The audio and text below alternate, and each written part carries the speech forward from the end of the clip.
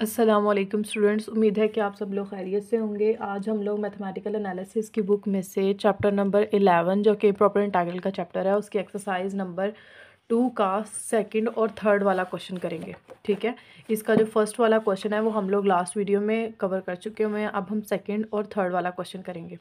ठीक है, करना क्या है आपने आपने मैं आपको क्वेश्चन स्टार्ट करवाती हूँ। सेकंड वाला पहले स्टार्ट करते हैं। इसमें आपके पास क्या है कि आपने इस इंटीग्रल को सॉल्व करना है और आपका आंसर क्या आना चाहिए, log 2 - 1। ये क्वेश्चन में आपको दिया हुआ है, ये स्टेटमेंट है। आपको ये प्रूव करवाना है कि जब आप इस इंटीग्रल को सॉल्व करोगे तो आंसर क्या आएगा, log 2 - 1। तो हम इस इंटीग्रल को सॉल्व किस तरह करेंगे, हम इंटीग्रेशन बाय पार्ट्स का यूज़ करेंगे।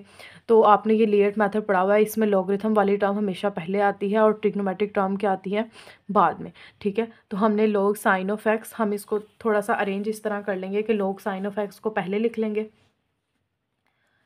Multiply sin x dx। ठीक है, आप इसका इंटीग्रेशन करोगे। तो जब आप इसकी इंटीग्रेशन करोगे तो फर्स्ट वाला वैसे ही आ जाता है, log sin of x वैसे ही। सेकंड वाले की इंटीग्रेशन, sin of x की इंटीग्रेशन क्या होती है, माइनस cos of x, और उसके ऊपर लिमिट क्या थी, 0 से π/2। अब आपने यहाँ पर इंटीग्रेशन बाय पार्ट्स करे हो ना, तो वो माइनस आ जाता है, सेंटर में माइनस आता है, पर ये वाला माइनस उसके साथ मल्टीप्लाई होकर क्या बना देगा, माइनस माइनस प्लस हो जाएगा। 0 से π/2 लिमिट है। अब ये इंटीग्रल जो हमने पहले लिया था वो आ जाएगा cos of x 1/sin of x। log of sin of x का जब आप डेरिवेटिव लोगे तो वो क्या आ जाता है, 1/sin x cos x dx। ठीक है, तो ये आपके पास इंटीग्रेशन बाय पार्ट्स है। ये आपने कैलकुलस 1, 2 और 3 में बड़े अच्छे तरीके से स्टडी किया होगा, तो इसलिए मैं इसकी डिटेल में ज़्यादा नहीं जा रही। ठीक है, अब आपने इसकी इंटीग्रेशन कर लिया। इंटीग्रेशन करने के बाद यहाँ पे आपके पास क्या आ जाएगा, minus cos of x log sin of x 0 से π/2 लिमिट है, प्लस ये। अब हमारे पास ये cos और cos मिलके क्या बना देगा, cos स्क्वायर बना देगा। cos स्क्वायर किसके इक्वल होता है, 1 माइनस साइन स्क्वायर के इक्वल, और नीचे वाला sin x वैसे ही आ जाएगा और साथ में ये dx आ जाएगा। अब हम दोनों 1 के नीचे भी sin x को सेपरेट कर देंगे और sin स्क्वायर के नीचे भी sin x को क्या कर देंगे, सेपरेट कर देंगे।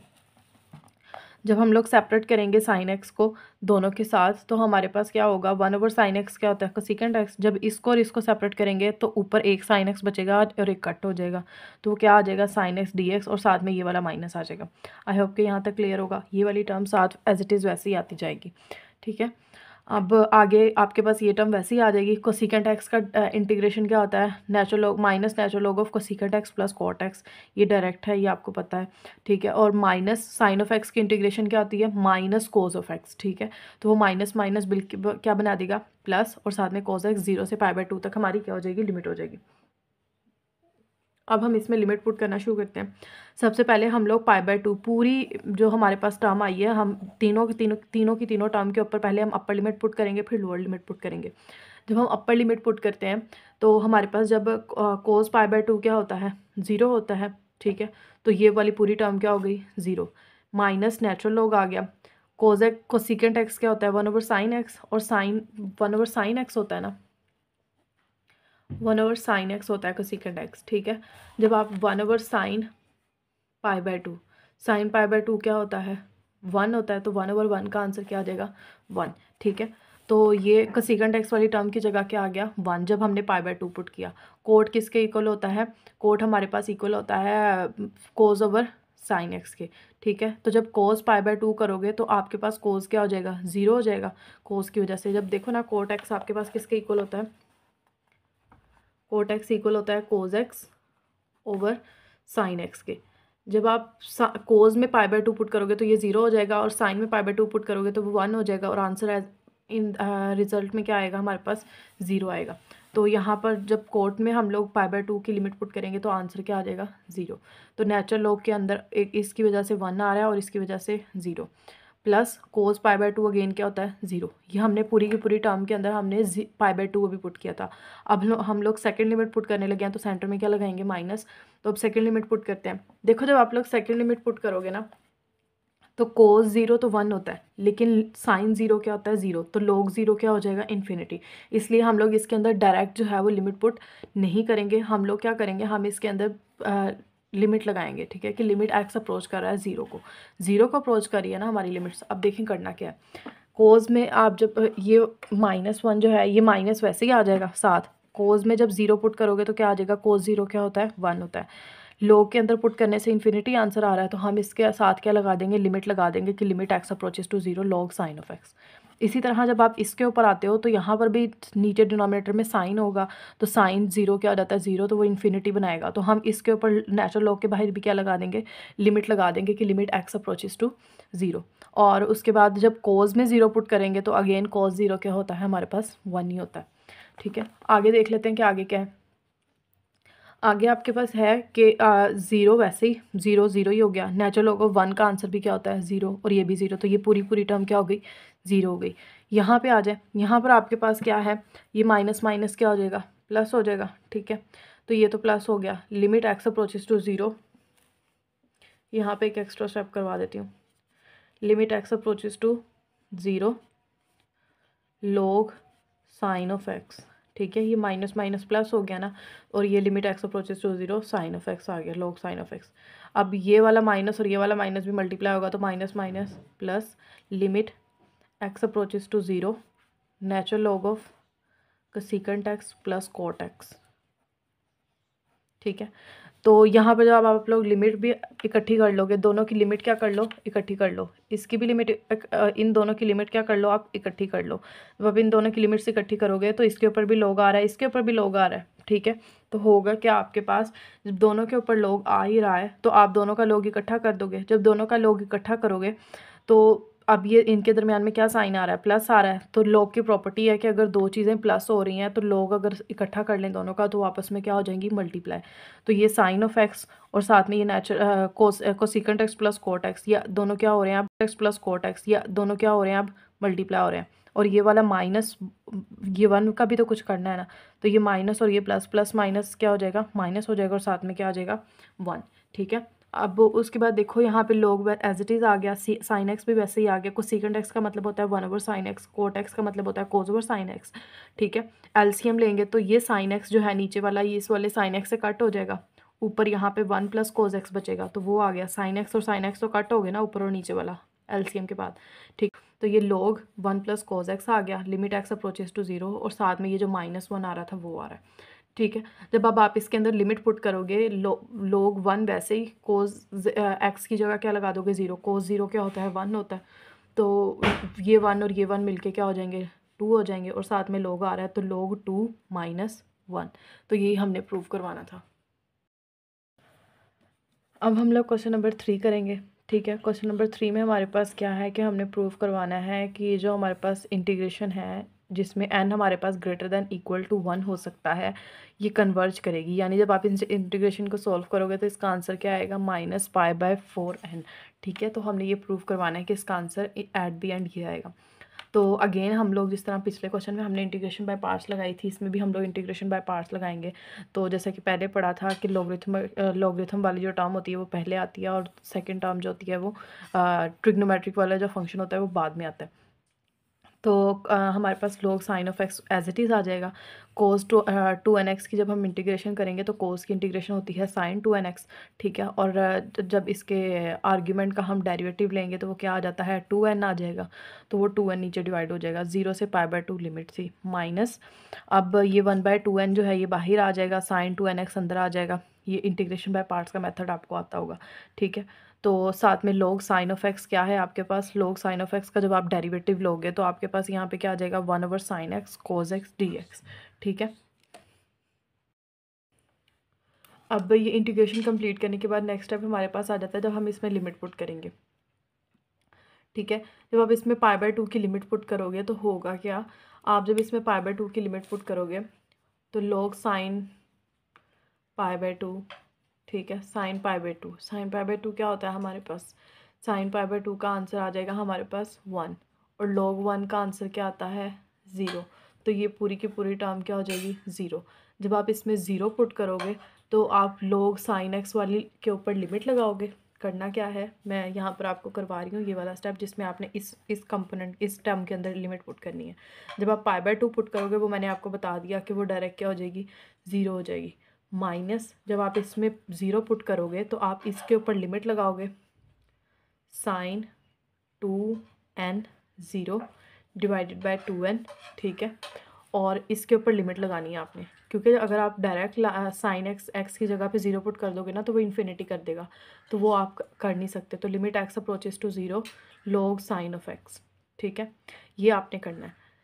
तो जब आप साइन 2n मल्टीप्लाई 0 क्या हो जाएगा 0, साइन 0 क्या हो जाता है 0, तो ये पूरी की पूरी टर्म क्या हो जाएगी 0 हो जाएगी। तो 0 माइनस 0 का आंसर क्या आता है हमारे पास 0 ही आता है, ठीक है। तो इसलिए मैंने डायरेक्ट लिखा हुआ है कि इसकी लिमिट पुट करने से इसका आंसर क्या आ जाएगा 0।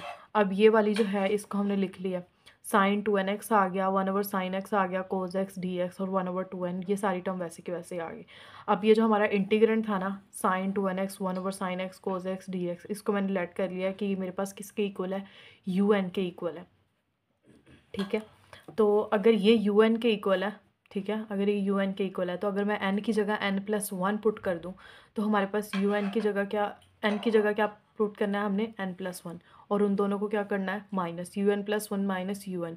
अब जब आप इसके ऊपर इंटीग्रेशन अप्लाई करोगे और इसको सॉल्व करोगे cos x over sin x dx, जब आपने इसके ऊपर लिमिट अप्लाई की है तो आपका यहाँ पे आइडेंटिटी लगेगी एक sine p minus sine q, जो कि आइडेंटिटी में आंसर क्या देता है हमें 2 sine p minus q multiply cos p plus q divided by 2। अब यहाँ पर हमारे पास एंगल क्या है हमारे पास 2n+1, ठीक है। तो आपके पास क्या हो जाएगा 2nx आर्ग्यूमेंट के अंदर, और साथ में क्या हो जाएगा 2x हो जाएगा, ठीक है। ये इसके आर्ग्यूमेंट में इसकी जगह पे ये आएगा, क्लियर है। तो अब आगे आपके पास क्या होगा जब आप इसके अंदर limit apply sorry identity apply करोगे, साइन ये सारा आपका p है और ये सारा आपका q है। जब आप इसके ऊपर आइडेंटिटी अप्लाई करोगे, जब आप इस आइडेंटिटी को अप्लाई करोगे तो आपके पास होगा क्या 2, ठीक है, और साथ में क्या आ जाएगा साइन। ये जो 2nx है इस 2nx के साथ क्या हो जाएगा कैंसिल, क्योंकि p माइनस क्यू है ना, तो ये 2nx इस 2nx के साथ क्या हो जाएगा कैंसिल, और ये 2x बचेगा। इस 2x को जब इस 2 से डिवाइड करेंगे तो 2 से कैंसिल हो जाएगा, तो खाली क्या बचेगा x बचेगा। मल्टीप्लाई कोज आ जाता है, कोज p प्लस क्यू करना है, ठीक है। आपने इसमें क्या करना है p प्लस क्यू करना है। तो यहाँ पर आपके पास आ जाएगा, जब आप इसको p प्लस क्यू करोगे तो 2 और 2 कितना हो जाएगा 4 हो जाएगा। तो 4 को 2 से डिवाइड करोगे तो 2nx आ जाएगा, और ये 2x अकेला ही है, तो ये 2x जो है ये 2 इस 2 से कैंसिल होगा, तो पीछे खाली क्या बचेगा x। आई होप कि ये क्लियर होगा, ठीक है। और साथ में cos x over sin x, साथ में क्या आ जाएगा dx। अब आपके पास क्या होगा ये वाला जो sin x है इस sin x के साथ क्या हो जाएगा कैंसिल हो जाएगा, पीछे क्या बचेगा 2 cos 2nx plus x cos x dx, ठीक है। अब यहाँ पर अगेन एक आइडेंटिटी लगेगी जिसमें क्या है कि 2 cos a cos b, ठीक है। तो ये देखो ये 2 cos ये सारा a है, cos ये क्या है b है, तो आइडेंटिटी क्या लगेगी कि cos a plus b plus cos a minus b। अब होगा क्या इस आइडेंटिटी में हमारे पास, इस आइडेंटिटी में हमारे पास ये होगा कि जब 0 से π/2 लिमिट लगाएंगे तो हम ये आइडेंटिटी अप्लाई करते हैं, कोस इसको और इसको आपस में क्या करना है आपने प्लस करना है। तो 2nx तो वैसे ही आ जाएगा, ये x और x क्या हो जाएगा 2x हो जाएगा, प्लस आ जाएगा कोस आ जाएगा a माइनस b, इसको और इसको क्या करना है माइनस, तो आपके पास सिर्फ 2nx बचेगा क्योंकि ये वाला x और ये वाला x क्या हो जाएगा कैंसिल हो जाएगा। तो कोस 2nx dx। अब आप लोग जानते हो कि जब आप लोग कोस की इंटीग्रेशन करोगे तो क्या आएगा आपके पास साइन आएगा, ठीक है। जब आप साइन के अंदर लिमिट्स पुट करोगे तो साइन ये π/2 होगा यहाँ पे, जब आप π/2 पुट करोगे तो यहाँ पर 2 से कैंसिल हो जाएगा, तो खाली क्या बचेगा nπ, ठीक है। तो कोस nπ आपके पास क्या होता है, ठीक है, कोस nπ आपके पास सॉरी साइन nπ आपके पास क्या होता है 0। इसी तरह जब इसके ऊपर भी अप्लाई करोगे तो साइन nπ क्या होगा 0। तो ये ओवरऑल हमारे पास क्या होगा कि un+1 माइनस un का आंसर क्या आ रहा है हमारे पास 0, ठीक है। अब इससे आगे आपके पास क्या है कि un+1 माइनस un इक्वल है 0 के, तो ये इधर माइनस हो रहा है उस तरफ जाके क्या हो जाएगा प्लस, un+1 इक्वल है un के, जो कि मतलब ये अगर आपस में इक्वल है तो इसका मतलब है सो ऑन सारी टर्म्स आपस में क्या होंगी इक्वल होंगी, यानी इसकी जगह हम n की जगह 1 पुट करें 2 पुट करें 3 पुट करें, सारी टर्म्स के आंसर्स क्या आ रहे होंगे सेम आ रहे होंगे, ठीक। अब आपने करना क्या है कि आपने यहाँ पर 1 की सॉरी n की जगह क्या पुट कर देना है 1 पुट कर देना है। Sine 2nx cos x over sine x dx था ना, तो साइन 2n n की जगह जब आपने 1 पुट करना है तो वो क्या हो जाएगा साइन 2x हो जाएगा, ठीक है। जब आपने इस n की जगह 1 पुट किया तो यहाँ पर साइन 2x हो जाएगा ना, तो साइन 2x का हमें पता है कि ये एक आइडेंटिटी अप्लाई करता है, वो क्या होती है 2 sin x cos x, ठीक है, ये वाला आइडेंटिटी आपको पता है। तो साइन 2x की जगह आप क्या पुट कर दोगे, 2 sin x cos x over sin x dx। ये sin x इस sin x से क्या हो जाएगा, कैंसिल हो जाएगा। पीछे क्या बचेगा, 2 cos 2 बार आ रहा है तो cos स्क्वायर x dx आ जाएगा, और 0 से π/2 इसकी लिमिट होगी। ठीक है, तो हम इसमें जब n की जगह 1 पुट करें तो आपके पास क्या आ जाएगा, 2 cos square x dx। cos square x के हम लोग आइडेंटिटी हमें पता है कि 1 + cos 2x डिवाइडेड बाय 2। ये वाला जो 2 है ये बाहर चला जाएगा dx। ठीक है, ये 2 जो है इस 2 से क्या हो जाएगा, कैंसिल आउट हो जाएगा। पीछे यहाँ पे 1 को dx से करोगे तो dx, cos 2x को dx से करोगे तो cos 2x। दोनों के ऊपर इंटीग्रेशन सेपरेट की हमने। ठीक है, इंटीग्रेशन सेपरेट करने के बाद जब dx की इंटीग्रेशन करोगे तो आपके पास क्या आ जाएगा, x, और लिमिट क्या होगी 0 से π/2। cos 2x की इंटीग्रेशन क्या होती है, sin 2x। उसका जो डेरिवेटिव होता है आर्ग्यूमेंट का वो कहाँ आ जाएगा, डिनोमिनेटर में। तो वो हमारे पास 2 है, 0 से π/2 लिमिट होगी। तो हम x के ऊपर जब लिमिट अप्लाई करेंगे तो π/2, और जब 0 अप्लाई करेंगे तो वो 0 ही देगा। और साइन 2 π/2 जब पुट करना है तो साइन 2 π/2 जब हम पुट करेंगे 2 2 से कैंसिल हो जाएगा तो साइन पाई आ जाएगा। साइन पाई क्या होता है, 0। इसी तरह जब आप साइन 0 पुट करोगे तब भी आंसर क्या आएगा, 0। तो हमारे पास खाली एक ही टर्म हो जाएगी और रहेगी वो क्या होगी, π/2। क्लियर है।